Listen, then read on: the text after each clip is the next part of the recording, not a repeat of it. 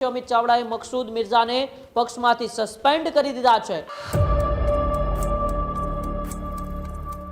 મકસૂદ મિર્ઝાએ ફેસબુકની અંદર એક પોસ્ટ મૂકી હતી। ફેસબુકની પોસ્ટની અંદર તેમણે એ ઉલ્લેખ કર્યો હતો કે અમિત ચાવડા છે તે રાજીનામું આપી કોંગ્રેસનો આંતરિક જૂથવાદ આંતરિક વિખવાદ જ કોંગ્રેસની હારનું કારણ છે। જે દિગ્ગજ નેતાઓ છે જે છેલ્લા કેટલાય સમયથી પાર્ટીનું કામ કરતા આવ્યા છે તેમ છતાં છેલ્લી કેટલી ચૂંટણીઓમાં જેઓએ પાર્ટી વિરુદ્ધનું કામ કર્યું છે તેમને કદાચ સસ્પેન્ડ કરી શકે એવી પૂરેપૂરી સંભાવના છે। પ્રદેશ પ્રમુખ અમિત ચાવડાએ સૌથી મોટી કાર્યવાહી કરી। સી.આર. પાટીલ સામે ચૂંટણી લડનારને પક્ષે સસ્પેન્ડ કર્યા। મકસૂદ મિર્ઝાએ ફેસબુક પર પોસ્ટ કરી અને ગંભીર આક્ષેપો કર્યા હતા। સોશિયલ મીડિયા પર ખુલ્લો બળવો અને શિસ્તભંગની કડક કાર્યવાહી જે છે તે અત્યારે કરવામાં આવી છે। ત્યારે જ ન્યૂઝરૂમ ગુજરાતની યુટ્યુબ ચેનલને સબસ્ક્રાઇબ કરો અને ઇન્સ્ટાગ્રામ અને ફેસબુક પર ફોલો કરો। અપડેટ રહો, સત્યની સાથે રહો।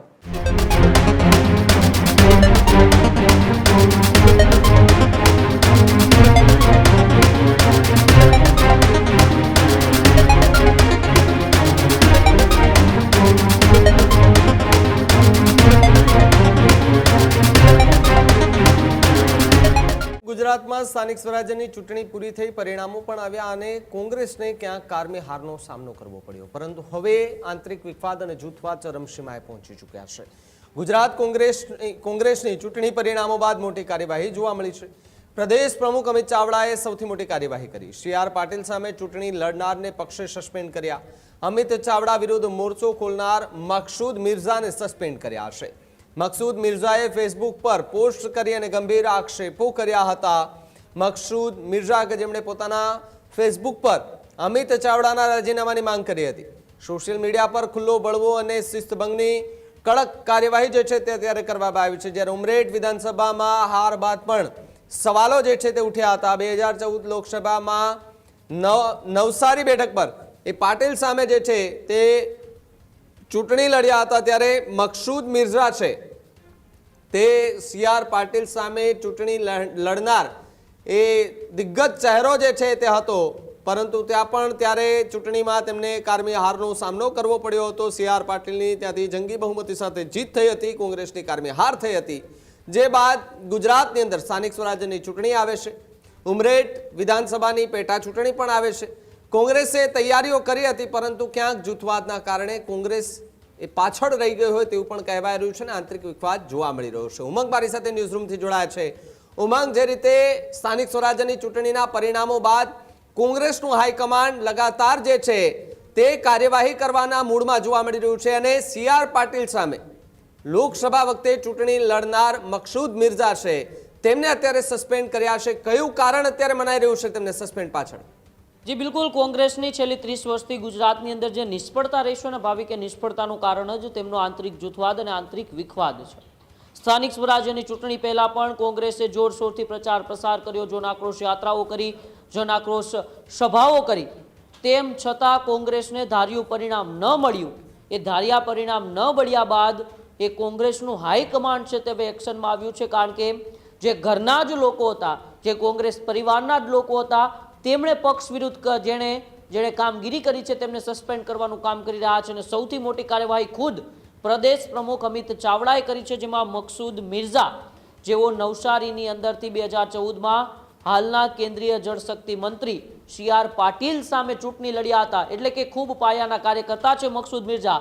પરંતુ મકસૂદ મિર્ઝાએ ફેસબુકની અંદર એક પોસ્ટ મૂકી હતી। ફેસબુકની પોસ્ટની અંદર તેમણે એ ઉલ્લેખ કર્યો હતો કે અમિત ચાવડા છે તે રાજીનામું આપી પક્ષના એક કાર્યકર્તા તરીકે પક્ષના પ્રદેશ પ્રમુખનું રાજીનામું માંગવાની પોસ્ટ એ સૂચવે છે કે પક્ષનો આંતરિક વિખવાદ છે, પક્ષનો આંતરિક જૂથવાદ છે તે ખુલીને સામે આવ્યો છે।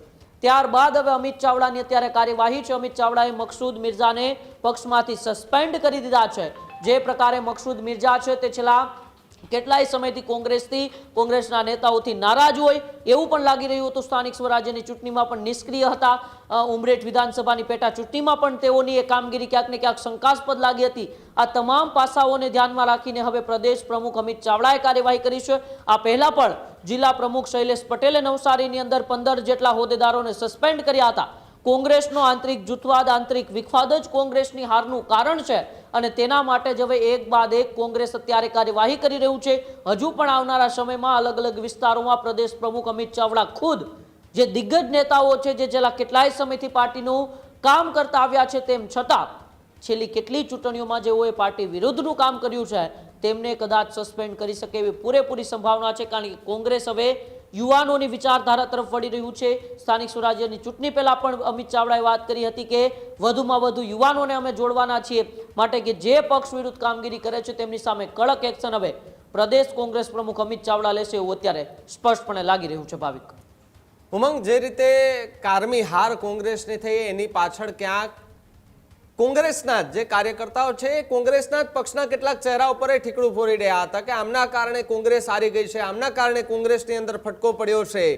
જો આવા આંતરિક જૂથવાદ અને વિખવાદ એ પાર્ટીની અંદર ચાલુ રહેશે તો શું એ અમિત ચાવડા જે મહેનત કરી રહ્યા છે, એ જનાક્રોશ યાત્રા હોય, સૌરાષ્ટ્ર એ ગમે તે આપણે ગુજરાતની વાત કરી લઈએ, ઉત્તર હોય, દક્ષિણ હોય, પશ્ચિમ હોય કે સૌરાષ્ટ્ર હોય, એ કોઈ પણ વિસ્તારની વાત કરીએ, અમિત ચાવડા એકલા હાથે તો કોંગ્રેસ ચલાવી નથી શકવાના. એમને પણ મજબૂત મનોબળ અને મજબૂત સંગઠન જોશે. જો સંગઠન જ નબળું હશે તો પછી અમિત ચાવડા એ પાછળ નહીં રહી જાય. બિલકુલ, પણ મજબૂત સંગઠન પહેલા મજબૂત નેતૃત્વની પણ જરૂર છે. એટલે કે પ્રદેશ લેવલના જે અમુક નેતાઓ છે તેમને પણ બદલવાની જરૂર છે. દર વખતે જ્યારે ચૂંટણીઓ આવે એ જ કોંગ્રેસના જૂના ચહેરાઓને પદ આપવામાં આવે, એ જ જૂના કોંગ્રેસીઓને હોદ્દા આપવામાં આવે, તે ક્યાંક ને ક્યાંક બદલાવની જરૂર છે. તમે સામે ભારતીય જનતા પાર્ટી જુઓ, તમે સામે આમ આદમી પાર્ટી જુઓ, હંમેશા નવા ચહેરાઓને તે મેદાને ઉતારે છે, યુવા ચહેરાઓને મેદાને ઉતારે છે અને તેને જનતા સ્વીકારે પણ છે. કોંગ્રેસની સૌથી મોટી ક્યાંક ને ક્યાંક ભૂલ રહી જતી હોય તો એ છે કે એ જ જૂના જોગીઓ જેને તેમના વિસ્તારની જનતા પણ નથી સ્વીકારતી, તેમને તમે હોદ્દા આપો છો, તેમના હાથમાં તમે એ નેતૃત્વની કમાન સોંપો છો, તો પછી તમારે આ નિષ્ફળતાનું કારણ એને જ માનવું પડશે. અમિત ચાવડા જરૂર મહેનત કરી રહ્યા છે. સંગઠનમાં તમે નીચે લેવલે જુઓ તો ઉત્તર ગુજરાત હોય, સૌરાષ્ટ્ર હોય, અનેક જિલ્લાઓમાં મજબૂત સંગઠન હજુ પણ કોંગ્રેસનું છે. કોંગ્રેસને લોકો સ્વીકારે છે. મોરબી જેવા જિલ્લાઓની અંદર તો કોંગ્રેસને લોકોએ જીતાડ્યા પણ છે. એવું નથી કે કોંગ્રેસને લોકો નથી સ્વીકારતા, કોંગ્રેસને લોકો હવે ગુજરાતમાં પસંદ જ નથી કરતા, પરંતુ કોંગ્રેસ ઉપર વિશ્વાસ એટલે નથી આવતો કારણ કે મજબૂત નેતૃત્વ નથી, એવા કોઈ નેતાઓ નથી જે આ સંગઠનને લીડ કરી શકે. એટલે અમિત ચાવડા એ દિશામાં આગળ વધી રહ્યા છે કે જે પરિવારમાં રહીને જ પરિવારની જેને આપણે કહેવાય ને કે ઘોર ખોદે છે, એવા નેતાઓને દૂર કરીને હવે ક્યાંક ને ક્યાંક નવા ચહેરાઓને કોંગ્રેસની અંદર સ્થાન આપવામાં આવે. બિલકુલ ઉમંગ, આભાર જોડવા બદલ અને માહિતી બદલ. હજુ સુધી તમે અમારી ચેનલને સબસ્ક્રાઇબ નથી કરી તો અત્યારે જ ન્યૂઝરૂમ ગુજરાતને સબસ્ક્રાઇબ કરો, ફેસબુક અને ઇન્સ્ટાગ્રામ પર ફોલો કરો.